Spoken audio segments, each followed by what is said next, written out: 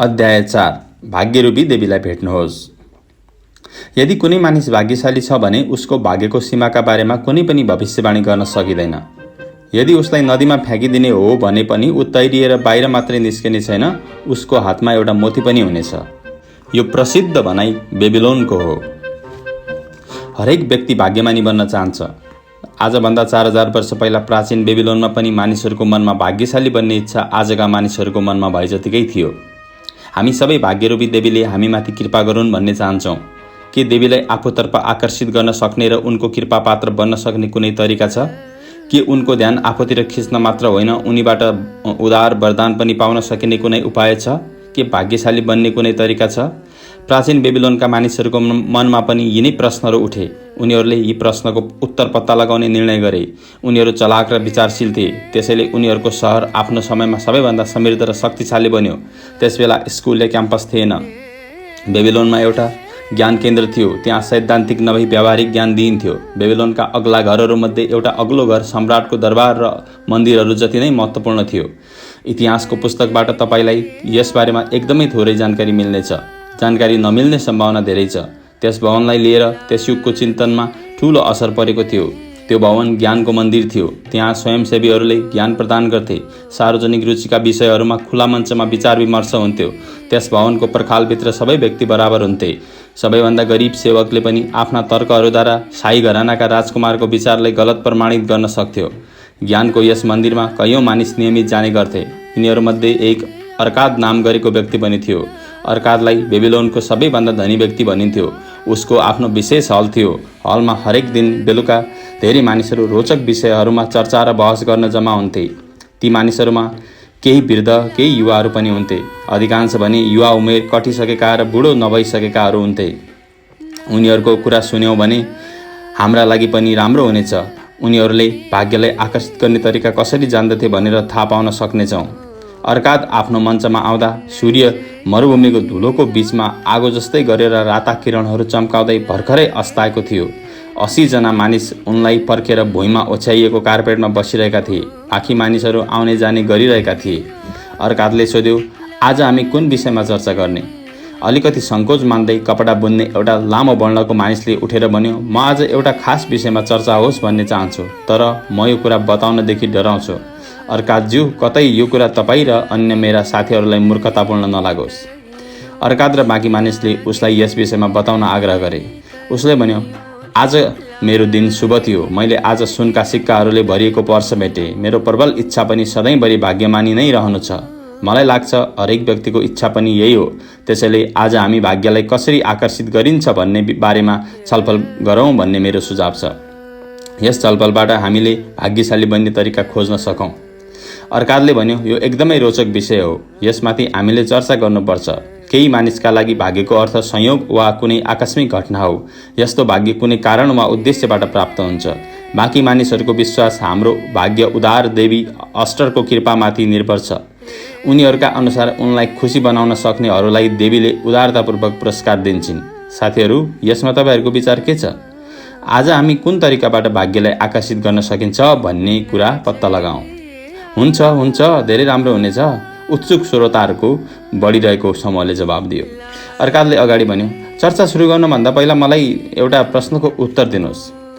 हाम्रा कपडा बुन्ने मित्रलाई कोसिसै नगरी बहुमूल्य रत्नहरू प्राप्त भयो। तपाईँहरूमध्ये कसलाई उहाँहरूलाई जस्तो अनुभव भएको छ? एकाएक वातावरण शान्त भयो। सबैले एकअर्काको अनुहार हेर्न थाले। कोही केही बोलेनन्।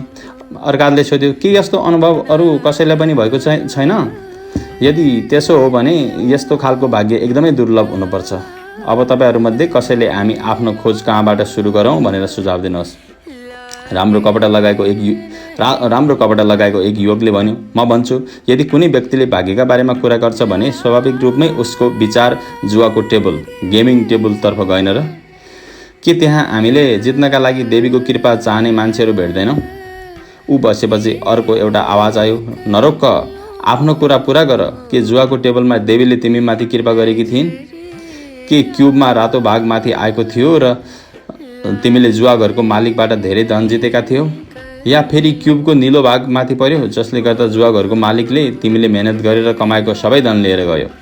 युवकले हाँसेर जवाब दियो, मलाई यो कुरा स्वीकार गर्नमा कुनै सङ्कोच छैन। भाग्यरूपी देवीलाई त सायद म यहाँ थिएँ भन्ने थाहा नै थिएन। सायद तपाईँहरूमध्ये बाँकी मानिसका साथमा यस्तो भएको होला। के तपाईँहरूले देवीले क्युबलाई तपाईँको फाइदाका लागि पल्टाइरहेकी पाउनुभयो?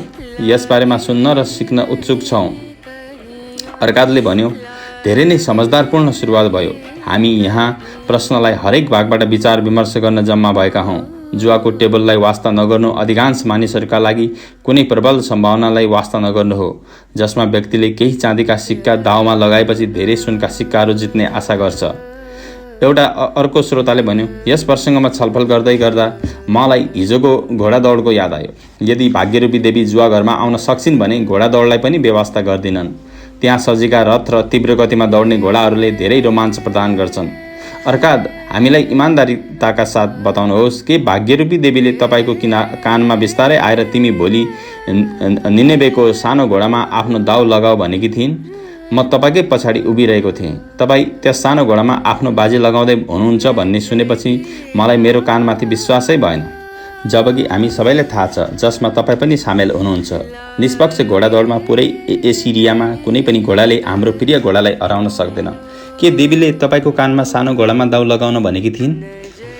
अन्तिम चक्कर लगाउने क्रममा भित्र भएको कालो घोडा लडखडायो, जसका कारणले हाम्रो घोडाको बाटोमा बाधा उत्पन्न भयो र तपाईँले बाजी लगाउनु भएको र विश्वासै गर्न नसकिने सानो घोडाले रेस जित्यो, जबकि त्यो घोडा त्यसका लागि उपयुक्त थिएन। अर्काले अलिकति हाँस्दै भन्यो, देवीले घोडा दौडमा कुनै व्यक्तिको बाजीमा रुचि लिन्छन् भनेर अनुभव गर्नुपर्ने कारण के छ? मेरा लागि उनी प्रेम र गरिमाकी देवी हुन्। उनले आवश्यक मानिसहरूको मद्दत गर्छिन्, योग्य मानिसहरूलाई पुरस्कार दिन्छन्। म जुवाघर या घोडा दौडमा त्यसको खोजी गर्दैन। ती ठाउँहरूमा त धेरै जस्तो मानिसहरूले धन कमाउनुको सट्टा गुमाउँछन्। बरु म दोस्रो विकल्प खोज्छु, जहाँ मानिसहरूका काम धेरै महत्त्वपूर्ण र पुरस्कारको लागि योग्य हुन्छ। चाहे खेती होस् या इमान्दारीपूर्वक गरिने व्यवसाय, सबै काममा मानिसहरूसँग आफ्नो कोसिसबाट लाभ कमाउने अवसर हुन्छ। सायद सधैँभरि एउटा व्यक्तिलाई पुरस्कार मिल्ने छैन। धेरै पटक उसको निर्णय गलत पनि हुन सक्छ। धेरै पटक मौसम परिवर्तनका कारण उसका कोसिसहरू खेर जान सक्छन्। तर यदि उसमा लगन छ भने सामान्यतया उसलाई सधैँभरि फाइदा नै हुनेछ, किनभने फाइदाको अवसर सधैँ उसको पक्षमा हुन्छ। कुनै व्यक्तिले जुवाको टेबलमा जुवा खेल्छ भने स्थिति ठिक उल्टो हुन्छ। त्यहाँ सधैँभरि फाइदाको अवसर जुवा घरको मालिकका पक्षमा हुन्छ। जुवा सधैँ जुवा घरको मालिकको पक्षमा हुने गरी खेलाइन्छ। यो उसको व्यवसाय हो। उसले खेलाडीहरूको दाउबाट फाइदा कमाउने योजना बनाउँछ।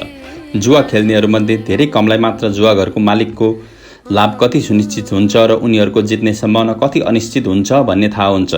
उदाहरणका लागि हामी जुवाको क्युबमा लगाइएको दाउका बारेमा विचार गरौँ। हामी क्युबलाई भुइँमा फ्याँक्दा कुन भाग माथि आउँछ भनेर दाउ लगाउँछौँ। रातो भाग माथि आयो भने जुवाघरको मालिकले हामीलाई दाउमा लगाइएको धनको 4 गुणा दिन्छ। यदि बाँकी 5 भागमध्ये कुनै पनि भाग माथि आयो भने हाम्रो दाउ डुब्नेछ। यसरी हरेक दाउमा हाम्रो हार्ने सम्भावना 5 गुणा बढी हुन्छ। यदि जुवाघरका मालिकले जित्यो भने 4 गुणा पैसा मात्रै हामीलाई दिन्छ। त्यसैले हामीले जित्ने सम्भावना 4 गुणा हुन्छ। एक रातको खेलमा जुवाघरको मालिकले दाउमा लगाएको पुरा धनको 5औं भाग या 20% नाफा कमाउने आशा गर्न सक्छ। यस प्रकारको स्थितिमा व्यक्तिले आफूले लगाएको सबै दाउमा 20% धन गुमाउने हो भने उसले कहिलेकाहीँ मात्र जित्ने आशा गर्न सक्छ। एकजना श्रोताले भन्यो, कहिलेकाहीँ केही मानिसले धेरै ठुलो रकम जित्छन्। अर्काले फेरि भन्यो, हो यस्तो पनि हुन्छ। यसमा प्रश्न उठ्छ, के ती भाग्यमानी मानिसका लागि यसरी कमाएको पैसाको कुनै स्थायी महत्त्व हुन्छ? म बेबिलोनका सफल मानिसहरूमध्ये धेरैलाई राम्रोसँग चिन्छु। तीमध्ये एकजना पनि आफ्नो सफलताको सुरुवात जुवाघरको टेबलबाट गरेको व्यक्ति छैन। धनी मानिसहरूका बारेमा तपाईँहरूलाई पनि थाहा होला। म सोध्न चाहन्छु, हाम्रा सफल नागरिकहरूमध्ये कतिजनाले आफ्नो सफलताको सुरुवातको श्रेय जुवाघरलाई दिन सक्छ? के तपाईँहरू यस्तो मानिसलाई चिन्नुहुन्छ? लामो समयको चुपचापपछि एकजना मानिसले सोध्यो, के हामी जुवाघरका मालिकलाई यस जाँचमा सामेल गराउन सक्छौँ? अर्काले भन्यो, यदि तपाईँहरू अरूका बारेमा केही सोच्न सक्नुहुन्न भने आफ्नै बारेमा भन्नुहोस्। क्या हाम्रो बिचमा जुवाघरमा लगातार जित्ने तर आफ्नो आम्दानीको यस्तो स्रोतका बारेमा सल्लाह दिन अप्ठ्यारो मान्ने व्यक्ति छ? अर्काको यस चुनौतीका कारण मानिसहरूले आपसमा कुरा गरेको आवाज सुनियो। उनीहरू फेरि हाँस्न थाले। अर्काले भन्यो, अहिलेको वातावरण हेर्दा देवी प्राय रहने ठाउँ जुवाघरबाट भाग्य प्राप्त हुँदैन भन्ने लागिरहेको छ। त्यसैले अब हामी अर्को क्षेत्रको खोज गरौँ। हामीले भाग्यको हराएको पर्स उठाउनसँग कुनै पनि सम्बन्ध नहुने कुरा थाहा पायौँ। भाग्य र जुवासँगको सम्बन्ध पनि नभएको निष्कर्ष निकाल्यौँ। जहाँसम्म घोडा दौडको प्रश्न छ, मैले यसमा जितेको भन्दा धेरै गुमाएको कुरा स्वीकार गर्न चाहन्छु। अब हामी आफ्नो व्यवसायमाथि विचार गर्छौँ। कुनै फाइदाजनक सम्झौता गर्दा हामी यस्तो सम्झौतालाई भाग्य मान्नुको सट्टा आफ्नो मेहनतको उचित पुरस्कार मान्छौँ। मेरो सोचाइ अनुसार यस्तो गरेर हामी देवीको उपहारलाई वास्ता गर्दैनौँ। हुनसक्छ उनले हाम्रो साँच्चै नै मद्दत गर्छिन्, तर हामी उनको उदारताका लागि उनलाई धन्यवाद दिँदैनौँ। कसले यस विषयमाथि चर्चा अगाडि बढाउन सक्छ? एकजना वृद्ध व्यापारी उठ्यो र आफ्नो सेतो खुम्चेको कपडालाई मिलाउँदै भन्यो, अर्कात तपाईँको र आफ्ना मित्रहरूको अनुमति लिएर म एउटा सुझाव दिन चाहन्छु। तपाईँले भने जस्तै यदि हामी देवीलाई आफ्नो व्यापारको सफलताको श्रेय दिन्छौँ भने हामीलाई लगभग मिल्न लागेको तर अन्तिम मिनेटमा गएर नमिलेको लाभदायक कुराहरूका बारेमा किन नसोचौँ? यदि त्यो साँच्चै मिल्ने भएको भए भाग्यको दुर्लभ उदाहरण हुने थियो। त्यो पूर्ण हुन सकेन, त्यसैले हामी त्यसलाई उचित पुरस्कार मान्न सक्दैनौँ। यहाँ बसेका धेरै मानिसहरूले पक्कै पनि यस्ता खालका अनुभव बताउन सक्छन् होला। अर्काले सहमत हुँदै भन्यो, यो समझदारीले भरिएको सुझाव हो। भाग्य तपाईँहरूमध्ये कतिको मुठ्ठीमा थियो तर अन्तिम मिनेटमा चिप्लेर गयो? धेरै हातहरू उठे, जसमा त्यस व्यापारीको हात पनि थियो। अर्काले उसैलाई बोल्ने मौका दियो, तपाईँले नै यो सुझाव दिनुभएको हो, त्यसैले सबैभन्दा पहिला हामी तपाईँकै मुखबाट यसबारेमा सुन्न चाहन्छौँ। व्यापारीले भन्यो, म खुसी साथ आफ्नो जीवनको एउटा घटना बताउनेछु। यसबाट भाग्य नजिकै आउँदा पनि मानिसले अन्धोले जस्तै त्यसलाई आफ्नो हातबाट फुत्कन दिन्छ भन्ने कुरा तपाईँहरूले थाहा पाउनुहुनेछ। यसबाट उसलाई नोक्सान हुन्छ र पछि ऊ पछुताउँछ। धेरै वर्ष पहिला म युवा थिएँ। केही समय पहिला मात्रै मेरो विवाह भएको थियो। ती दिनहरूमा मैले भर्खरै कमाउन सुरु गरिरहेको थिएँ। एक दिन मेरा बुवाले मसँग आएर एउटा योजनामा लगानी गर्न कल गर्नुभयो। मेरा बुवाको मित्रले जग्गाको सानो टुक्रा देखेका थिए, जुन हाम्रो सहरको बाहिरी पर्खालभन्दा धेरै टाढा थिएन। उक्त जग्गा नहरभन्दा धेरै माथि थियो र त्यहाँसम्म पानी पुग्न सक्दैन थियो। मेरा बुवाको साथीको छोराले उक्त जग्गा किनेर सानो कुलो बनाउने र त्यस जग्गालाई उब्जाउ भूमि बनाउने योजना बनाएको थियो। त्यस जग्गालाई 2-3 टुक्रा पारेर सब्जी लगाउनका लागि सहरका मानिसहरूलाई बेच्ने उसको योजना थियो। मेरो बुवाको साथीको छोरासँग यो काम गर्नका लागि पर्याप्त पैसा थिएन। मेरो जस्तै उसको आम्दानी पनि सामान्य थियो। उसको बुवा पनि मेरो बुवा जस्तै ठुलो परिवार र कम संसाधन भएका मानिस थिए। त्यसैले उसले केही मानिसलाई आफ्नो पार्टनर बनाउने निर्णय गर्यो। उसलाई 12 जना लगानीकर्ताको खाँचो थियो। जमिन बिक्री भइसकेपछि नाफा आपसमा बाँड्ने योजना थियो। मेरो बुवाले मलाई भन्नुभयो, छोरा, तिमी अहिले जवान छौ, तिमीले आफ्ना लागि धेरै जग्गा जोड, मानिसहरूले तिम्रो सम्मान गरून्, यही मेरो इच्छा छ। त्यसो भए म तिमीलाई सल्लाह दिन्छु, तिमी मैले तिम्रो उमेरमा गर्न नसकेको एउटा काम गर। आफ्नो आम्दानीको 10औं भागलाई लगानीका लागि छुट्टै राख। आफ्नो आम्दानीको 1 भाग र त्यसबाट मिल्ने ब्याजको मद्दतले मेरो उमेरसम्ममा तिमीले धेरै सम्पत्ति जम्मा गर्न सक्नेछौ। बुवा, तपाईँले एकदमै राम्रो कुरा गर्नुभयो। म धनी बन्न चाहन्छु, तर मेरो आम्दानीसँग धेरै खर्चहरू पनि जोडिएका छन्। त्यसैले तपाईँले भन्नुभएको कुरा गर्न मलाई गाह्रो भइरहेको छ। म अहिले जवान छु, मसँग अझै धेरै समय बाँकी छ। तिम्रो उमेरमा मैले पनि यही सोचेको थिएँ, तर हेर, समय त्यत्तिकै बित्दै गयो। मैले सुरुवात समेत गर्न सकिनँ। अब जमाना बदलिसकेको छ बुवा, म तपाईँको गल्तीबाट बस्नेछु।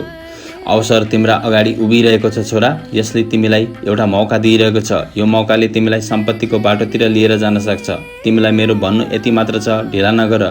भोलि बिहानै मेरो साथीको छोरो भएको ठाउँमा जाऊ, उसँग तिमी पनि 10% लगानी गर्दैछौ भनेर सम्झौता गरेर आऊ। भोलि नै जाऊ, अवसरले कसैलाई पर्खदैन। आज सामान्य छ भने भोलि टाढा पुग्नेछ, त्यसैले ढिला नगर। मेरा बुवाले यति राम्रो सल्लाह दिँदै पनि म पछि हटिरहेको थिएँ। पूर्वी देशहरूबाट व्यापारीहरूले नयाँ र राम्रा कपडाहरू लिएर आएका थिए। ती कपडा आकर्षक देखिरहेका थिए। मैले र मेरी पत्नीले तिनलाई किन्नुपर्ने अनुभव गऱ्यौँ। यदि म जग्गामा 10% लगानी गर्न गएको भए हामीले ती कपडा किन्न सक्ने थिएनौँ र आनन्दबाट पनि विमुख हुन्थ्यौँ। जग्गाको निर्णय लिनमा मैले धेरै ढिला गरेँ। पछि यसमा मलाई धेरै पश्चाताप लाग्यो। त्यो जग्गाको लगानी सोचेभन्दा पनि बढी नाफामा बेचियो। मैले कसरी आफ्नो भाग्यलाई आफूसँगबाट जान दिएँ भन्ने कुरा मेरो यस सत्य घटनाले बताउँछ। मरुभूमिबाट आएको एकजना मानिसले उठेर भन्यो, यस कहानीबाट अवसरलाई स्वीकार गर्ने व्यक्ति भएकै ठाउँमा भाग्य आउँछ भनेर हामीले बुझ्न सक्छौँ। सम्पत्ति जम्मा गर्नका लागि सधैँ एउटा सुरुवात गर्नुपर्ने हुन्छ। सुरुमा सम्पत्ति सुन या चाँदीका सिक्काहरूमै सीमित हुन्छ। तिनै सिक्काहरूलाई धनी बन्न चाहने मानिसले आफ्नो आम्दानीबाट बचाएर आफ्नो पहिलो लगानी गर्छ। म आफै धेरै गाईबस्तुहरूको मालिक छु। गाईबस्तु पाल्नका लागि सुरुवातमा मैले चाँदीको एउटा सिक्काबाट एउटा सानो बाछी किनेको थिएँ। यो मेरो सम्पत्तिको सुरुवात थियो, त्यसैले मेरा लागि धेरै महत्त्वपूर्ण थियो। पहिलो सुरुवातबाट सम्पत्ति बनाउनु मानिसको क्षमताको कुरा हो। पहिलो पाइला धेरै नै महत्त्वपूर्ण हुन्छ। पहिलो पाइला अघि बढाएपछि मानिस मेहनतबाट धन कमाउने व्यक्तिको सट्टा आफ्नो लगानीबाट नाफा कमाउने व्यक्तिमा परिवर्तन हुन्छ। भाग्यले केही मानिसले सानै उमेरमा पहिलो पाइला चाल्छन्। उनीहरू आर्थिक क्षेत्रमा ढिला पाइला अगाडि बढाउनेहरूभन्दा सफल बन्छन्। उनीहरू कहिल्यै पनि पाइला अगाडि नबढाउने दुर्भाग्यशाली मानिसहरूभन्दा त धेरै नै सफल हुन्छन्, जस्तो अघिको व्यापारी बुवाको साथमा भयो। यदि मेरा व्यापारी साथीले अवसर सामुन्ने आउँदा आफ्नो जवानीमा यो कदम उठाएको भए आज उनलाई संसारका धेरै चिजहरूको वरदान मिल्ने थियो। यदि हाम्रो कपडा सिउने मित्रले त्यस बेलामा यो पाइला बढाएको भए आज उनीहरूसँग पनि धेरै सम्पत्ति हुने थियो। विदेशबाट आएको अपरिचित मित्रले उठेर भन्यो, धन्यवाद, म पनि केही बोल्न चाहन्छु। म सिरियाबाट आएको हुँ। मलाई तपाईँहरूको भाषा राम्रोसँग बोल्न आउँदैन। म नाफा हुने कामलाई पनि वास्ता नगर्ने व्यापारीलाई एउटा नामबाट सम्बोधन गर्न चाहन्छु। सायद तपाईँहरूले यो शालीन नाम होइन भनेर सोच्नुहुनेछ, तैपनि उसलाई म त्यस नामले सम्बोधन गर्न चाहन्छु। तर मलाई तपाईँहरूको भाषाको त्यो शब्द थाहा छैन। यदि मैले सिरिया भाषामा बोल्ने हो भने तपाईँहरूले बुझ्न सक्नुहुन्न। त्यसैले मेरा मित्रहरू, तपाईँहरू नै नाफा हुने कामलाई पनि वास्ता नगर्ने मानिसलाई के भन्नुहुन्छ भनेर बताउनुहोस्। एकैचोटि आवाज आयो, आलटाल गर्ने मानिस हो। त्यही सिरियाबाट आएको मानिसले आफ्ना दुईवटा हातलाई माथि उचाल्दै भन्यो, यस्तो मानिसले अवसर आउँदा पनि त्यसलाई स्वीकार गर्दैन, पर्खिरहन्छ। मेरा अगाडि धेरै कामहरू बाँकी छन्, त्यसैले म बचत गर्ने काम बिस्तारै गर्नेछु भन्छ। अवसरले यस्ता ढिला मानिसहरूलाई पर्खदैन। यदि मानिस भाग्यमानी बन्न चाहन्छ भने उसले तत्कालै पाइला बढाउनु पर्ने कुरा अवसरले सोध्छ। अवसर आउँदा तत्कालै पाइला नचाल्ने मानिसहरू हाम्रा व्यापारी मित्र जस्तै आलटाल गर्ने मानिस हुन्। व्यापारीले उठेर टाउको निहुराउँदै मानिसहरूको हाँसोको प्रतिक्रिया दियो, अपरिचित मित्र, तपाईँ हाम्रो अतिथि हुनुहुन्छ। म तपाईँको प्रशंसा गर्छु, जसले आफूलाई लागेको सत्य कुरा बोल्नमा अलिकति पनि गाह्रो मानेन। अर्काले भन्यो, अवसर गुमाएको अर्को एउटा कहानी हामीलाई कसले सुनाउने? रातो कपडा लगाएको एकजना मानिस उठेर बोल्न थाल्यो, म सुनाउँछु। म जनावरहरू किन्ने मानिस हुँ, विशेष गरेर म ऊँट र घोडाहरू किन्छु। एक रात अचानक मेरा अगाडि एउटा अवसर आयो। मैले त्यसको अलिकति पनि आश गरेको थिएन। सायद यही कारणले गर्दा मैले त्यो अवसर हातबाट जान दिएँ। यसबारे पुरै फैसला त तपाईँहरूले नै गर्नुभयो भने राम्रो होला। म ऊँट किन्न भनेर सहरभन्दा बाहिर गएको थिएँ। 10 दिनको निराशाजनक यात्रापछि म फर्किएँ। रात परिसकेकाले सहरका ढोकाहरू बन्द भइसकेका थिए। त्यो देखेर मलाई एकदमै रिस उठ्यो। मेरा नोकरहरू रात काट्ने व्यवस्था गर्न थाले। हामीहरूसँग एकदमै थोरै खानेकुरा थियो, पिउने पानी अलिकति पनि थिएन। त्यसैले हामी त्यो रात गाह्रोसँग काट्ने भयो भनेर सोचिरहेका थियौँ। त्यही बेला एकजना बुढो मानिस म भएको ठाउँमा आए। उनी पनि हामी जस्तै ढोका बन्द भएकाले बाहिरै परेका थिए। उनले मलाई हेर्दै भने, आदरणीय श्रीमान, तपाईँलाई हेर्दा जनावर खरिद गर्ने मानिस हुनुहुन्छ जस्तो लाग्छ। यदि यस्तो हो भने म तपाईँलाई मेरा राम्रा भेडाहरू बेच्न चाहन्छु, जसलाई मैले भर्खरै मात्र किनेर ल्याएको हुँ। मेरी श्रीमती धेरै बिरामी छिन् भन्ने खबर आयो। उनलाई ज्वरो आएको छ अरे। मलाई तत्कालै घर जानुपर्ने भयो। तपाईँ मेरा भेडाहरू किन्नुहोस्, म र मेरा नोकरहरू ऊँटमा चढेर ढिलो नगरी घर जान सकौँ। धेरै अँध्यारो भएका कारण म ती भेडाहरू देख्न सकिन थिएँ। मैले भेडाहरूको आवाज सुनेर तिनीहरू धेरै छन् भन्ने अनुमान लगाएँ। मैले ऊँटको खोजीमा आफ्नो 10 दिन बर्बाद गरिदिएको थिएँ, तर अझै भेटेको थिइनँ। त्यसैले म खुसी साथ उसँग सम्झौता गर्न थालेँ। ऊ गाह्रो परिस्थितिमा थियो, त्यसैले थोरै पैसा मागिरहेको थियो। मैले उसको प्रस्ताव स्वीकार गरेँ। भोलि बिहान भेडाहरू सहरमा लगेर बेच्यो भने धेरै फाइदा हुन्छ भन्ने मलाई थाहा थियो। सम्झौता सकिएपछि मैले मेरा नोकरहरूलाई 900वटा भेडाहरू गन्न आगोको मसाल लिएर आउन भने। साथीहरू, म प्यासी, भोका र आत्तिरहेका भेडाहरू गन्न हामीलाई कति गाह्रो पर्यो भन्ने कुरा तपाईँहरूलाई बताएर दिक्क गराउन चाहन्न। त्यो एउटा असम्भव काम जस्तै लागिरहेको थियो। त्यसैले मैले किसानलाई भोलि बिहान स्पष्टसँग भेडाहरू गनेपछि मात्र पैसा दिने कुरा गरेँ। उसले आग्रह गर्यो, दया गरेर अहिले नै तपाईँ मलाई 2/3 मूल्य दिनुहोस्। मलाई आज जसरी भए पनि घर पुग्नै पर्छ। म आफ्नो सबैभन्दा शिक्षित र समझदार नोकरलाई यही छाडेर जानेछु। उसले भोलि बिहान भेडाहरू गन्न तपाईँलाई सहयोग गर्नेछ। ऊ विश्वसनीय छ। बाँकी 1/3 पैसा पनि उसैलाई दिनुभयो हुन्छ। मैले जिद्दी गरेँ र राति पैसा दिन मानिन। बिहान म उठ्नुभन्दा पहिल्यै सहरका ढोकाहरू खुले र 4 जना खरिदारहरू भेडाहरू खोज्दै सहरबाट बाहिर आए। उनीहरू धेरै मूल्य दिनका लागि तयार थिए। सहरमा युद्धको घेराबन्दीको खतरा देखिनु र खानेकुरा पर्याप्त नहुनु उनीहरू धेरै मूल्य दिन तयार हुनुको कारण थियो। किसानले मलाई भेडा दिन तयार भएको मूल्यभन्दा उसलाई 3 गुणा धेरै मूल्य मिल्यो। यो धेरै नै ठुलो अवसर थियो जुन मैले आफ्नै हातबाट चिप्ल्याएँ। अर्काले टिप्पणी गर्दै भन्यो, यो त धेरै असामान्य घटना हो। यसबाट हामीले के शिक्षा लिन सक्छौँ त? घोडा बाँध्ने तबेला बनाउने मानिसले भन्यो, यदि हामीलाई हाम्रो सम्झौता समझदारीपूर्ण छ भन्ने लाग्छ भने तत्काल पैसा दिनुपर्छ भन्ने शिक्षा यस घटनाबाट मिल्न सक्छ। यदि सम्झौता राम्रो छ भने हामीले आफ्नै कमजोरीहरूबाट पनि आफ्नो रक्षा गर्नुपर्ने हुन्छ। मानिसको विचार बदलिरहन्छ। हामी आफ्नो मनलाई धेरै छिटो बदल्छौँ। आफू सही भएका बेलामा अझै छिटो बदल्छौँ। गलत निर्णयका बारेमा हामी जिद्दी हुनेछौँ। सही निर्णय लिने बेलामा हामी हिचकिचाउँछौँ। अवसरलाई आफ्नो हातबाट चिप्लिन दिन्छौँ। मेरै हकमा पनि मेरो पहिलो निर्णय श्रेष्ठ हुन्छ, तर मैले सधैँ राम्रो सम्झौता गर्ने बेलामा आफूलाई हिचकिचाहट र आलटाल गर्ने गरेको पाएको छु। सिरिया निवासीले फेरि एकपटक उभिएर भन्यो, धन्यवाद, म फेरि एकपटक बोल्न चाहन्छु। यी घटनाहरू लगभग एउटै जस्ता छन्। हरेक पटक अवसर एउटै कारणले टाढा भाग्छ। हरेक पटक भाग्य आलटाल गर्ने मानिसहरू कहाँ जान्छ र राम्रो योजना पेश गर्छ, अनि हरेक पटक आलटाल गर्नेहरू हिचकिचाउँछन्। उनीहरूले अहिले सबैभन्दा राम्रो समय हो, मैले यसलाई तत्कालै गर्नुपर्छ भनेर सोच्दैनन्। यसको सट्टा उनीहरूले आलटाल गर्छन्। मानिसहरू यसरी सफल हुन सक्छन्। खरिदारले भन्यो, तपाईँका शब्दहरूमा समझदारी छ। यी दुई घटनामा आलटाल गर्नाले भाग्य टाढा भएको थियो। यो असामान्य कुरा भने होइन। आलटाल गर्ने बानी सबैमा हुन्छ। हामी सम्पत्ति चाहन्छौँ, तर अवसर हाम्रा सामुन्ने आउँदा आलटाल गर्ने प्रवृत्तिले गर्दा हामी त्यसलाई तत्कालै स्वीकार गर्दैनौँ। यसरी हामी आफ्नै सबैभन्दा ठुलो शत्रु बन्छौँ। आफ्नो जवानीमा म आलटाल शब्दका बारेमा जान्दैन थिएँ। यो हाम्रो सिरियाका मित्रलाई धेरै मन परेको शब्द हो। म पहिला त आफ्ना गलत निर्णयहरूका कारण मेरो हातबाट धेरै लाभदायक सम्झौताहरू चिप्लिए भन्ने सोच्थेँ। पछि मैले आफ्नो जिद्दी स्वभावलाई यसको दोष दिएँ। अन्त्यमा मलाई यसको सत्यताका बारेमा थाहा भयो। मैले तत्काल र निर्णायक काम गर्नुपर्छ, तर अनावश्यक रूपमा ढिलो भइरहेको थियो भनेर थाहा पाएँ। यसको सत्यता थाहा भएपछि मलाई धेरै पश्चाताप भयो। जङ्गली खच्चरलाई कुनै रथमा प्रयोग गर्दा उसलाई जति दुःख हुन्छ त्यति नै दुःखले मैले आफ्नो सफलताको यस शत्रुलाई आफ्नो पिछा लाग्नबाट छुटाएँ। धन्यवाद। म अब आफ्ना व्यापारी मित्रलाई एउटा प्रश्न सोध्न चाहन्छु। तपाईँ राम्रा कपडा लगाउनुहुन्छ। तपाईँका कपडा गरिबका जस्ता छैनन्। तपाईँ सफल मानिसहरूले जस्तै बोल्नुहुन्छ। हामीलाई बताउनुहोस्, आलटालले तपाईँको कानमा केही भन्यो भने के तपाईँ अब पनि त्यसको कुरा सुन्नुहुन्छ? व्यापारीले जवाब दियो, खरिदार मित्रले जस्तै मैले पनि आलटाललाई चिन्नु र जित्नु पर्यो। आलटाल मेरो शत्रु थियो। सधैँभरि मेरो सफलताहरूमा बाधा दिन तयार भएर बसिरहेको हुन्थ्यो। मैले सुनाएका जस्ता घटनाहरू मसँग प्रशस्तै छन्। यसबाट म आलटालको कारणले मेरा अवसरहरू कसरी टाढा गए भन्ने कुरा बताउन चाहन्छु। एकपटक बुझेपछि आलटाललाई जित्न गाह्रो हुँदैन। कुनै पनि व्यक्तिले स्वेच्छाले आफ्नो सामान चोरलाई चोर्न दिँदैन। कसैले शत्रुलाई आफ्ना ग्राहक टाढा भगाउने छुट दिँदैन। यसबाट नाफा कम हुन्छ। यसले मेरो शत्रुको जस्तो काम गरिरहेको छ भन्ने थाहा पाएपछि मैले सङ्कल्प शक्तिद्वारा त्यसमाथि विजय पाएँ। यदि कुनै व्यक्ति बेबिलोनको प्रचुर धनको हिस्सेदारी बन्न चाहन्छ भने सबैभन्दा पहिला उसले आफ्नो आलटालको भावनामाथि विजय प्राप्त गर्नुपर्ने हुन्छ। अर्थात् तपाईँ के भन्नुहुन्छ? तपाईँ बेबिलोनको सबैभन्दा धनी मानिस हुनुहुन्छ। त्यसैले धेरै मानिसहरू तपाईँलाई भाग्यमानी व्यक्ति भन्छन्। के तपाईँ कुनै पनि व्यक्तिले आलटालको भावनालाई नष्ट गर्न नसकेसम्म उसलाई ठुलो सफलता मिल्दैन भन्ने मेरो कुरामा सहमत हुनुहुन्छ? अर्काले स्वीकार गर्यो, तपाईँले भन्नुभए जस्तै हो। मेरो लामो जीवनकालमा मैले धेरै पिँढीहरूलाई व्यवसाय, विज्ञान र ज्ञानका क्षेत्रहरूमा अघि बढिरहेको देखेको छु। तिनले जीवनलाई सफलताको बाटोतिर लिएर जान्छन्। अवसरहरू उनीहरूको सामुन्ने आएको थियो।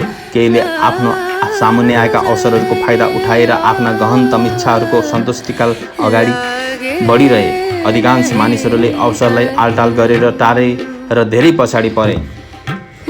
अर्का कपडा बुन्ने मानिसतर्फ मोडियो। तपाईँले नै भाग्यका बारेमा बहस गर्ने सुझाव दिनुभएको थियो। अब तपाईँ यसबारेमा के सोच्नुहुन्छ? अबदेखि म भाग्यलाई फरक दृष्टिले हेर्नेछु। भाग्यशाली बन्नका लागि मानिसले कुनै कोसिस गर्नु पर्दैन भन्ने मेरो सोच थियो। अब मलाई मानिसले केही पनि नगरिकन भाग्यलाई आफूतर्फ आकर्षित गर्न सक्दैन भन्ने कुरा अनुभव भइसकेको छ। यस चर्चाबाट मैले भाग्यलाई आफूतर्फ आकर्षित गर्नका लागि अवसरहरूको लाभ उठाउनु पर्ने रहेछ भन्ने कुरा सिकेँ। आजदेखि म आफ्नो सामुन्ने आउने हरेक अवसरबाट अधिकतम फाइदा उठाउने प्रयास गर्नेछु। अर्काले जवाब दियो, तपाईँले हाम्रो चर्चाको सत्यलाई धेरै राम्रोसँग बुझ्नुभएछ। हामीले धेरै जस्तो भाग्य अवसरहरूको पछाडि लुकेर बसेको हुने कुरा थाहा पायौँ। भाग्य सायदै अन्य माध्यमबाट आउँछ। हाम्रा व्यापारी मित्र धेरै भाग्यमानी हुनुहुने थियो यदि उहाँले भाग्यरूपी देवीले दिएको अवसरलाई स्वीकार गरेको भए। त्यस्तै हाम्रा खरिदारी मित्र पनि भाग्यशाली बन्नुहुने थियो यदि उहाँले भेडाहरू किनेर 3 गुणा बढी मूल्यमा बेचेको भए।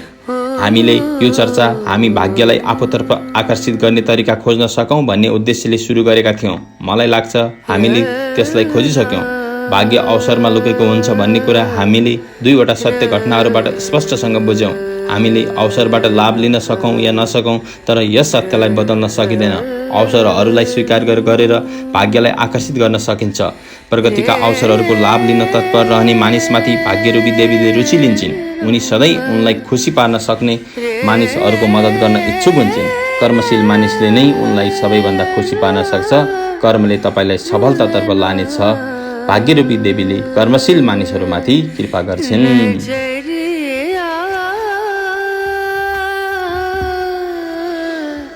अध्याय 5 धनका 5वटा नियमहरू। यदि तिमीहरूका अगाडि सुनका सिक्काहरूले भरिएको थैली र बुद्धिका शब्दहरूले भरिएको मृदापत्र राखिदिने हो भने तिमीहरू यी दुईमध्ये कुनलाई छान्छौ? मरुभूमिको नजिकै रहेको झाडीहरूको छेउमा आगोबाट निस्किएको रोशनीमा श्रोताहरूको अनुहार चम्किरहेको थियो। 27 जनाले एकै स्वरमा भने, सुनका सिक्काहरूले भरिएको थैली। बुढो मानिस कालाबाबले मन्द मुस्कान छरे। उनले आफ्नो एउटा हात उठाएर उनीहरूलाई चुप गराएर भने, राति आवारा कुकुरहरूले भुकेको आवाज सुन। तिनीहरू भोकले व्याकुल भएका कारण कराइरहेका छन्। यदि तिनलाई खाना मिल्यो भने तिनले के गर्छन्? तिनीहरूले लड्न थाल्छन् र घमण्डले कराउँदै हिँड्न थाल्छन्। तिनीहरू आउने दिनहरूका बारेमा ध्यान दिँदैनन्, जबकि ती दिनहरू पक्कै आउनेछन्। मानिसले पनि यस्तै गर्छ। यदि उसलाई सुनका सिक्काहरू र बुद्धिमध्ये कुनै एक छान्न भन्यो भने उसले के गर्छ? ज्ञानलाई वास्ता गर्दैन र सुनका सिक्काहरूलाई बर्बाद गरिदिन्छ। भोलि ऊ फेरि रुनेछ। उसँग अब सुनको सिक्का बचेको हुने छैन। सुनका सिक्का या धन यसको नियमलाई जानेको र त्यसको पालना गर्ने व्यक्तिलाई मात्रै मिल्छ। रातिको समय भएकाले चिसो हावा चलिरहेको थियो। कालाबाबले आफ्नो सेतो पातलो ओढ्नेले आफ्नो खुट्टा छोप्यो। तिमीहरूले यो लामो यात्रामा इमान्दारिताका साथ मेरो सेवा गरेका छौ। मेरा ऊँटको राम्रो हेरचाह गरेका छौ। मरुभूमिको गर्मीमा कुनै पनि गुनासो नगरिकन मेहनत गरेका छौ। मेरा सामानहरू लुट्न चाहने डाकाहरूसँग बहादुरिताका साथ लडेका छौ। त्यसैले म आज राति तिमीहरूलाई धनका 5 नियमहरूको कहानी सुनाउने छु। तिमीहरूले यस्तो खालको कहानी कहिल्यै पनि सुनेका छैनौ होला। ध्यान दिएर सुन। मैले भनेका शब्दहरूलाई एकदमै ध्यान दिएर सुन। यदि तिमीहरूले यसको अर्थ बुझ्यौ र त्यसको पालना गर्यौ भने भविष्यमा तिमीहरू धनी बन्न सक्नेछौ। उनीहरूमाथि प्रभाव पार्नका लागि उनी केही बेर रोकिए। माथि बेबिलोनको निलो आकाशमा ताराहरू र जुन चम्किरहेका थिए। उनीहरूको पछाडि सम्भावित आँधीबाट जोगिनका लागि बलियो खालको पाल टाँगिएको थियो। पालको भित्रपट्टि व्यापारिक सामानहरू मिलाएर राखिएका थिए। तिनलाई जनावरका छालाबाट बनेका खोलहरूले ढाकिएको थियो। नजिकै ऊँटको समूह बसिरहेको थियो। केही ऊँट सन्तुष्टिका साथ उग्राइरहेका थिए भने बाँकीले हल्का आवाज निकालिरहेका थिए। तपाईँले हामीलाई धेरै राम्रा कथा र घटनाहरू सुनाउनु भयो। कालाबाब, सामान बाँध्ने प्रमुख मानिसले भन्यो, भोलि हाम्रो सेवा सकिएपछि तपाईँले शब्दहरूको मार्गदर्शन दिनुहोस् भन्ने हामी चाहन्छौँ। कालाबाबले भने, मैले तिमीहरूलाई सुदूर देशहरूको अनुभव सुनाएँ। आज म तिमीहरूलाई समझदार र धनी अर्कादको बुद्धिमानीका बारेमा सुनाउनेछु। सामान बाँध्ने प्रमुख व्यक्तिले भन्यो, हामीले उनको बारेमा धेरै सुनेका छौँ। उनी बेबिलोनको सबैभन्दा धनी मानिस थिए।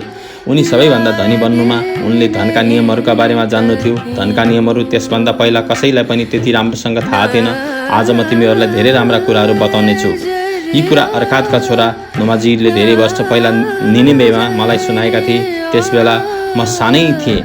मेरा मालिक र म नोमाजिरको घरमा राति धेरै अबेलासम्म बसेका थियौँ। म सुन्दर कार्पेटको बन्डल ल्याउनमा मालिकको सहयोग गरिरहेको थिएँ। नोमाजिर हरेक कार्पेटलाई त्यसको रङ छान्नमा पुरै सन्तुष्टि नमिलेसम्म हेरिरहेका थिए। अन्तिममा उनी धेरै खुसी भए र हामीलाई आफूसँगै बसाए। उनले हामीलाई एकदमै राम्रो रक्सी पिलाए। रक्सी पिएपछि मेरो पेटमा गर्मी भयो। मेरो पेटलाई यस्तो खालको पेय पदार्थको बानी थिएन। त्यसपछि उनले हामीलाई उनका बुवा अर्कादको समझदारीको कहानी सुनाए। म तिमीहरूलाई त्यही कथा बताउन गइरहेको छु। कालाबाबले भन्न सुरु गरे, बेबिलोनमा एउटा परम्परा छ। धनी बुवाका छोराहरू सधैँ अभिभावकका साथमा रहन्छन् र पैतृक सम्पत्ति प्राप्त गर्ने आशा गर्छन्। अर्कादलाई यो परम्परा राम्रो लाग्दैन थियो। त्यसैले नोमाजिर वयस्क भइसकेपछि एक दिन अर्कादले उनीसँग भने, मेरो छोरा, मेरो इच्छा तिमी मेरो उत्तराधिकारी बन भन्ने छ। तर पहिला तिमीले मेरो सम्पत्ति राम्रोसँग सम्हाल्न सक्छु भनेर प्रमाणित गर्नुपर्नेछ। त्यसैले तिमी बेबिलोनभन्दा बाहिर जाऊ र धन कमाउने तथा मानिसहरूको बीचमा सम्मान पाउने आफ्नो योग्यता प्रमाणित गर। तिमीलाई राम्रोसँग सुरुवात गर्नका लागि म 2वटा चिज दिन्छु। ती चिज मलाई प्राप्त भएको थिएन। मैले धन कमाउन सुरु गर्दा म धेरै गरिब थिएँ। सबैभन्दा पहिला म तिमीलाई सुनका सिक्काहरूले भरिएको यो थैली दिन्छु। यदि तिमीले समझदारीताका साथ यसको उपयोग गर्यौ भने यो तिम्रो सफलताको बिउ बन्नेछ। दोस्रो कुरा, म तिमीलाई यो मृदापत्र दिँदैछु। यसमा धनका 5वटा नियम लेखेका छन्। यदि यिनमा लेखेको नियम अनुसार चल्यौ भने तिमीलाई योग्यता र सफलता मिल्नेछ। अबको 10 वर्षपछि तिमीले घर फर्केर आफ्नो अनुभव सुनाउनेछौ। यदि तिमीले आफूलाई योग्य प्रमाणित गर्न सक्यौ भने म मेरो सम्पूर्ण सम्पत्ति तिमीलाई नै दिनेछु। योग्य प्रमाणित गर्न सकेनौ भने सम्पूर्ण सम्पत्ति पुरोहितहरूलाई दान दिनेछु। उनीहरूले मेरो आत्माको शान्तिका लागि भगवानसँग प्रार्थना गर्नेछन्। नमाजी जिन्दगीमा केही गरेर देखाउन तयार भए। उनले धनको थैली र मृदापत्र रेशमी कपडामा पोको पारे। त्यसपछि घोडामा बसेर आफ्नो नोकरका साथमा यात्राका लागि हिँडे। 10 वर्ष बित्यो। योजना बने अनुसार नै नमाजिर आफ्ना बुवाको घर फर्के। उनी आउने खुसीमा अर्काले पार्टीको आयोजना गरेका थिए। कयौं आफन्त र साथीहरूलाई बोलाइएको थियो। भोज सकिएपछि नमाजिरका आमा बुवा ठुलो हलको एउटा भित्ताको छेउमा राखिएको सिंहासन जस्तै कुर्सीमा बसे। नमाजिरले सामुन्ने उभिएर आफ्नो 10 वर्षको अनुभव सुनाउन थाले। रात परिसकेको थियो। हल तेलको बत्तीको धुवाँले भरिएको थियो। सेतो ज्याकेट लगाएको नोकरले खजुरको लामो पातले मालिकहरूका लागि हम्किरहेको थियो। त्यहाँको पुरै दृश्य शाही परिवारको जस्तै थियो। नमाजिरकी श्रीमती र उनका 2 साना छोराहरू परिवारका मित्रहरूसँगै कार्पेटमा बसेका थिए। त्यहाँ उपस्थित सबैजना नमाजिरको कुरा सुन्न उत्सुक थिए। नमाजिरले भन्न थाले, बुवा, म तपाईँको बुद्धिमत्ताको सामान्य शिर झुकाउँछु। 10 वर्ष पहिला म युवावस्थामा हुँदा तपाईँले मलाई बेबिलोनबाट बाहिर जाऊ र मेरो सम्पत्तिको आशा नगरिकन आफै केही गरेर देखाऊ भन्नुभएको थियो। तपाईँले मलाई धेरै सुनका सिक्काहरू दिनुभएको थियो। तपाईँले मलाई धेरै बुद्धि पनि दिनुभएको छ। जहाँसम्म तपाईँले दिएका सुनका सिक्काहरूको प्रश्न छ, मैले त्यसलाई सम्हाल्न नसकेको कुरा म स्वीकार गर्छु। मेरा अनुभवहीन हातहरूबाट ती सुनका सिक्का जङ्गली खरायोलाई पक्रिने बित्तिकै बच्चाहरूको हातबाट चिप्लिएर भागे जस्तै गरी भागे। अर्काले मुस्कुराउँदै भने, भन्दै जाऊ छोरा, तिम्रो कहानी चाखलाग्दो छ। मैले निनेवे जाने फैसला गरेँ। त्यस सहरमा केही गर्न सक्ने सम्भावनाहरू देखिरहेको थिएँ। त्यहाँ मलाई धेरै अवसरहरू मिल्नेछन् भन्नेमा म पुरै विश्वस्त थिएँ। म सहरको यात्रा गर्ने मानिसहरूको एउटा समूहमा पुगेँ। त्यहाँ मेरा धेरै साथीहरू बने। तिनीहरूमध्ये 2 जना मधुर भाषी पनि थिए। उनीहरूसँग एउटा हावाको गतिमा दौड्न सक्ने सुन्दर सेतो घोडा थियो। यात्राको क्रममा उनीहरूले मलाई विश्वासमा लिएर निनेवेमा एकजना धनी मानिस भएको, उसँग एउटा घोडा भएको र त्यस घोडाले दौड प्रतियोगितामा कहिले पनि नहारेको कुरा बताए। उनीहरूका अनुसार त्यो मानिसलाई संसारमा उसको भन्दा बढी कुद्ने घोडा छैनन् भन्ने विश्वास थियो। त्यसैले उनीहरू त्यसमा बाजी थाप्न गइरहेका थिए। उनीहरूको घोडा बेबिलोनका कुनै पनि घोडाहरूले जित्न नसक्ने खालको थियो। उनीहरूले ममाथि कृपा भाव दर्शाउँदै मलाई पनि त्यस बाजीको हिस्सेदार बनाए। म यस योजनामाथि मोहित भएँ। हामीले बाजी लगाएको घोडा धनी मानिसको घोडाको सामान्य खच्चर जस्तै प्रमाणित भयो। नराम्रोसँग हार्यो र मेरो धेरै जस्तो सुनका सिक्काहरू सकिए। छोराको यो कुरा सुनेर अर्का हाँसे। पछि मलाई यो योजना उनीहरूले मानिसहरूलाई फसाउने खालको भएको र उनीहरू आफ्नो शिकारको खोजीमा यात्रा गर्ने गरेको कुरा थाहा भयो। निनेवेमा उनीहरूको पार्टनर थियो। उनीहरू बाजीमा लगाएको पैसा आपसमा बाँडेर लिन्थे। यस घटनाबाट पहिलोपटक मैले सतर्क रहनुपर्ने पाठ सिकेँ। छिट्टै नै मलाई अर्को पनि एउटा तितो अनुभव हुनेवाला थियो। यात्रामा अर्को एक युवक पनि मेरो साथी बनेको थियो। उसका बुवा आमा धनी थिए। ऊ पनि म जस्तै व्यवसाय गर्न निनेवे गइरहेको थियो। निनेवे पुग्ने बेलामा उसले एकजना व्यापारीको मृत्यु भएको र उसको सामानसहितको पसल धेरै सस्तोमा मिलिरहेको कुरा बतायो। उसले मसँग हामी बराबरी पार्टनर हुने, तर उसले बेबिलोनमा गएर पैसा ल्याउनु पर्ने कुरा गर्यो। उसले मलाई मेरो पैसाले पसल किन्ने र पछि ऊ बेबिलोनमा गएर पैसा ल्याउने शर्तमा राजी गरायो। पसलमा पछाडि पनि पैसाको आवश्यकता पर्थ्यो। त्यसैले यसका लागि म तयार भएँ। ऊ बेबिलोन जाने कुरामा आलटाल गर्न थाल्यो। धेरै समय बित्यो। त्यस क्रममा उसमा किन्ने र बेच्ने ज्ञान नभएको कुरा उसले प्रमाणित गरिदियो।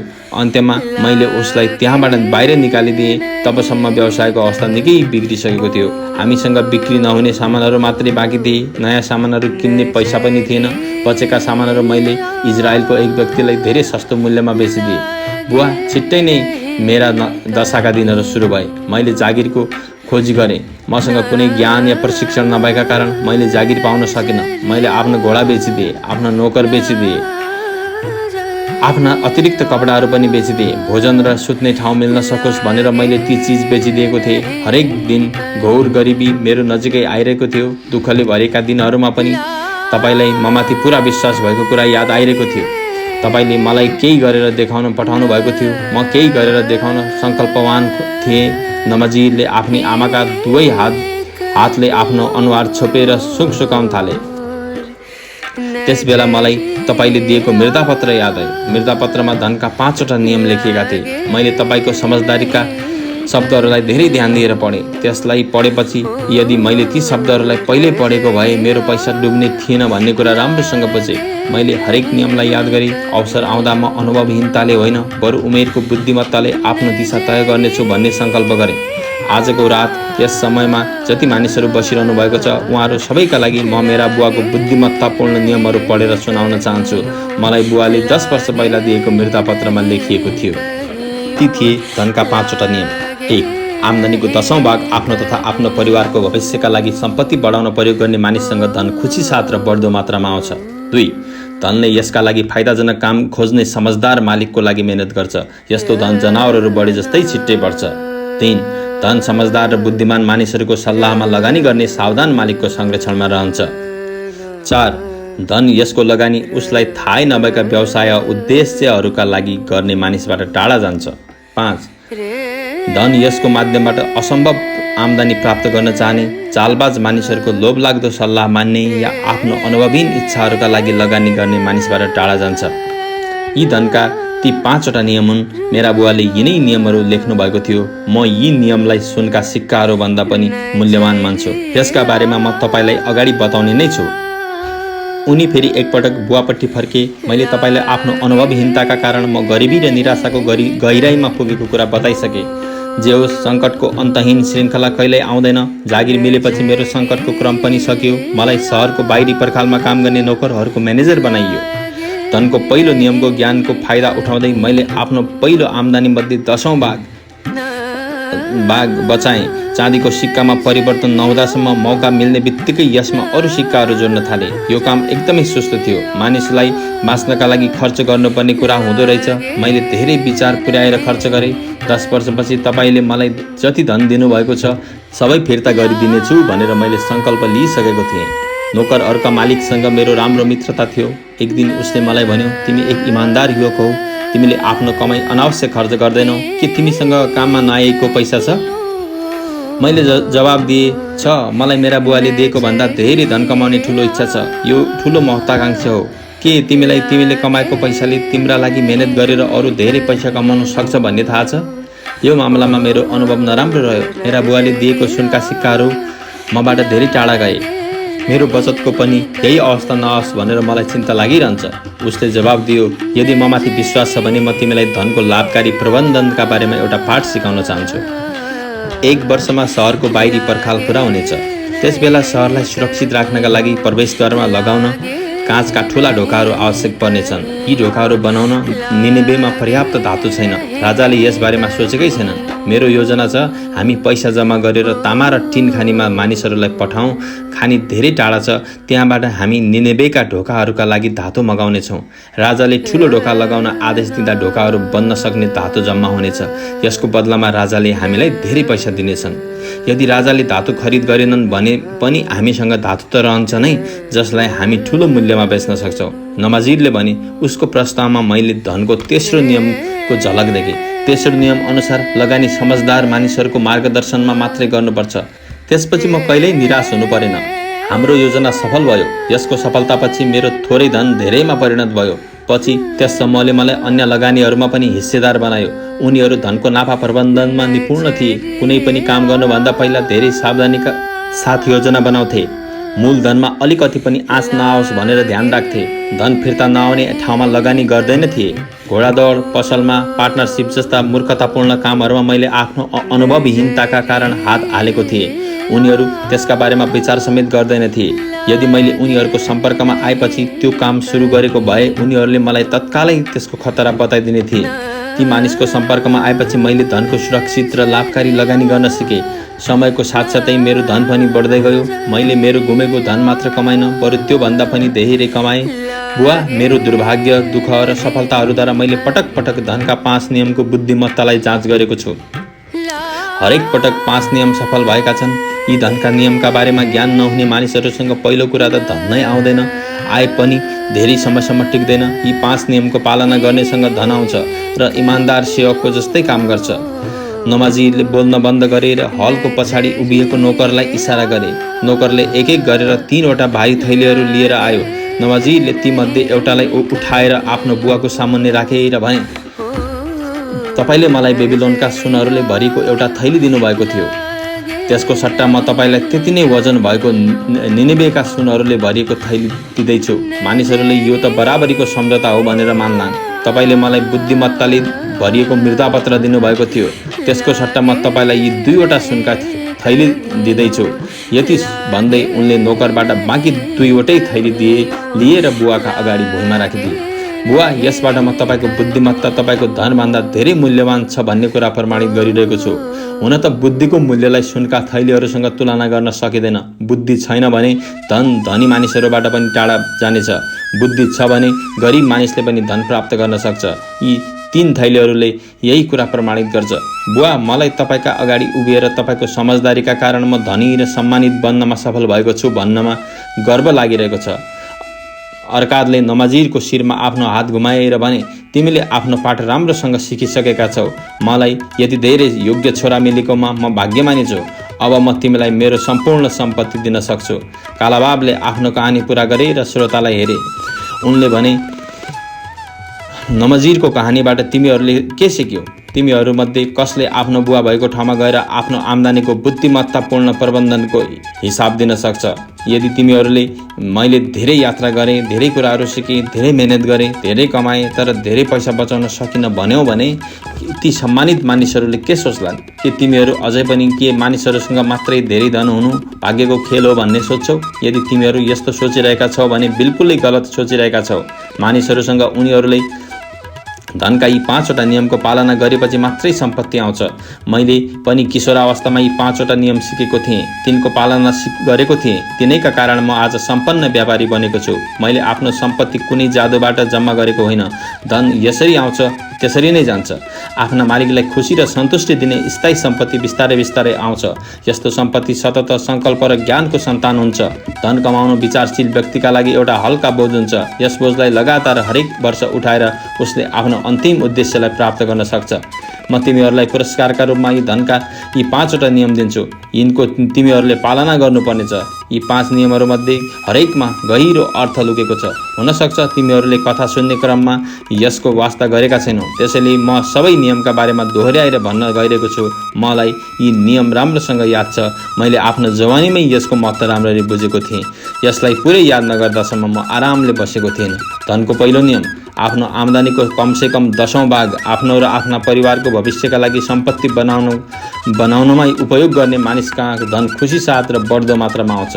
आफ्नो आम्दानीको 10औं हिस्सा लगातार बचाउने र त्यसलाई समझदारीताका साथ लगानी गर्ने व्यक्तिले छिट्टै नै धेरै धन जम्मा गर्नेछ। जम्मा धनले गर्दा भविष्यमा उसको आम्दानी भइरहनेछ र उसको मृत्यु भइहालेमा पनि परिवारको सुरक्षाको ग्यारेन्टी हुनेछ। यो नियमले बचत गर्ने मानिससँग धन खुसी साथ आउँछ भन्ने कुरा बताउँछ। मैले आफ्नो जीवनमा यसका प्रमाण कैयौं पटक देखेको छु। मैले जति धेरै धन जम्मा गर्छु त्यति नै छिटो अरू धन मसँग आउँछ। मैले बचाएको धनले अरू धेरै कमाइ गर्छ। यसरी धनले तिमीहरूको पनि काम गर्नेछ। लगानीबाट मिलेको ब्याजलाई दोस्रो पटक लगानी गरेर तिमीहरूले धेरै धन कमाउन सक्नेछौ। यही धनको पहिलो नियमको सार हो। धनको दोस्रो नियम, धनले यसका लागि फाइदाजनक काम खोज्ने समझदारी मानिसका लागि मेहनत गर्छ। यस्तो धन जनावरहरूको सन्तान जस्तै वृद्धि हुँदै जान्छ। साँच्चै नै धन एउटा इच्छुक सेवक हो। यो मौका मिल्ने बित्तिकै कैयौं गुणा बढ्नका लागि सधैँ उत्सुक भएर बसिरहेको हुन्छ।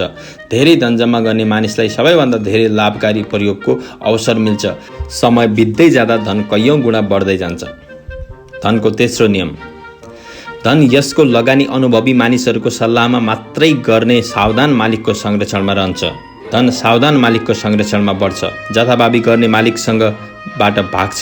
धनको प्रबन्धन गर्नका लागि अनुभवी मानिसहरूको सल्लाह लिने व्यक्तिले धनमा जोखिमको सट्टा सुरक्षित लगानी गर्नुपर्ने कुरा थाहा पाउँछ र यसमा सफलता पाउँछ। धनको चौथो नियम, धन आफूलाई थाहा नभएको व्यावसायिक उद्देश्यका लागि लगानी गर्ने मानिसबाट टाढा जान्छ। उसँग धन त हुन्छ तर त्यसलाई सम्हाल्न सक्दैन। उसले धेरै फाइदाजनक अवसरहरू देख्छ। प्राय उसले धन गुमाउने जोखिम उठाउँछ। समझदार व्यक्तिहरूका अनुसार त्यसमा लाभ हुने सम्भावना एकदमै कम हुन्छ। तर धनको अनुभवहीन मालिकले आफ्नो बुद्धिमा आवश्यकताभन्दा बढी विश्वास गर्छ र आफ्नो धन आफूलाई थाहा नभएको व्यवसायहरूमा लगाउँछ। पछि गएर उसलाई आफूले गल्ती गरेको कुरा थाहा हुन्छ। यसरी उसले अनुभवहीनताका कारण आफ्नो धन डुबाउँछ। साँच्चै समझदार व्यक्तिले त आफ्नो बचतको लगानी गर्दा धनका बारेमा निपुण मानिसहरूसँग सल्लाह लिन्छ। धनको पाँचौं नियम, धन यसको माध्यमबाट असम्भव आम्दानी प्राप्त गर्न खोज्ने, चालबाज मानिसहरूको लोभलाग्दो सल्लाह मान्ने या आफ्ना अनुभवहीन इच्छाहरूको अधीनमा लगानी गर्ने मानिसबाट टाढा जान्छ। नयाँ नयाँ धनी बनेका मानिसहरूको सामान्य रोमाञ्चक र कल्पनाको हवाई उडान भर्ने योजनाहरू सधैँभरि आइरहन्छन्। कुनै दुई शक्तिले सम्पत्ति बढ्नेछ र उनीहरूलाई असम्भव आम्दानी हुनेछ भन्ने कुरा उनीहरूको दिमागमा आइरहन्छ। त्यसैले समझदार व्यक्तिहरूको कुरामा ध्यान दिनुपर्छ। उनीहरू फटाफट धन कमाउने हरेक योजनाका पछाडि लुकेको जोखिमका बारेमा राम्रोसँग जान्दछन्। निनेवेका धनी मानिसहरूलाई नबोल जो आफ्नो मूलधन गुमाउने कुनै जोखिम उठाउन चाहँदैनथे, यसलाई अलाभकारी लगानीमा फसाउन चाहँदैनथे। धनका 5 नियमको कथा यही सकिन्छ। यसमा मैले आफ्नो सफलताको रहस्य पनि बताइदिएको छु। हुन त यो रहस्य होइन, बरु सत्यता हो। यो सत्यता हरेक मानिसले पहिला सिक्नुपर्छ र यसमा बानी बसाल्नुपर्छ। बल्ल हो आवारा कुकुर जस्तै हरेक दिन आफ्नो भोजनका बारेमा मात्रै चिन्ता गर्ने धेरै जस्ता मानिसहरूको समूहबाट बाहिर निस्कन सक्छ। भोलि हामी बेबिलोनमा प्रवेश गर्नेछौँ। हेर, बेलको मन्दिरमाथि सधैँभरि बलिरहने ज्योति हेर, सुनौलो सहर तिम्रो अगाडि छ। भोलि तिमीहरू प्रत्येकसँग धन हुनेछ। त्यो धन तिमीहरूले आफ्नो इमान्दारिताले सेवाबाट कमाएका हो। आजको 10 वर्षपछि तिमीहरू यस धनको बारेमा के भन्नेछौ? यदि तिमीहरूले नमाजीको जस्तै आफ्नो धनको एक भागबाट सम्पत्ति जोड्न सुरु गर्यौ र अर्कातको बुद्धिले भरिएको मार्गदर्शन लियो भने 10 वर्षपछि अर्कातको छोरा जस्तै तिमीहरू पनि धनी र सम्मानित बन्नेछौ। हाम्रो समझदारीले भरिएको कामले हामीलाई खुसी दिन्छ र हाम्रो मद्दत गर्छ। बेबिलोन धनले भरिएको छ। यहाँ अति धेरै सम्पत्ति छ। कुनै पनि व्यक्तिले सुनका मोहरहरूमा त्यसलाई गिन्ती गर्न सक्दैन। हरेक वर्ष यहाँ सम्पत्ति बढिरहेको छ। हरेक देशको धनले जस्तै यस सहरमा पनि पुरस्कारले आफ्ना लागि उचित भाग लिने सङ्कल्प गरेका सङ्कल्पवान मानिसहरूलाई पर्खिरहेको छ। तिमीहरूको इच्छा शक्तिमा जादुको जस्तै ताकत हुन्छ। यदि तिमीहरूले धनका नियमहरूको ज्ञानबाट यस शक्तिलाई बाटो देखायो भने तिमीहरू पनि बेबिलोनको सम्पत्तिको हिस्सेदार बन्नेछौ।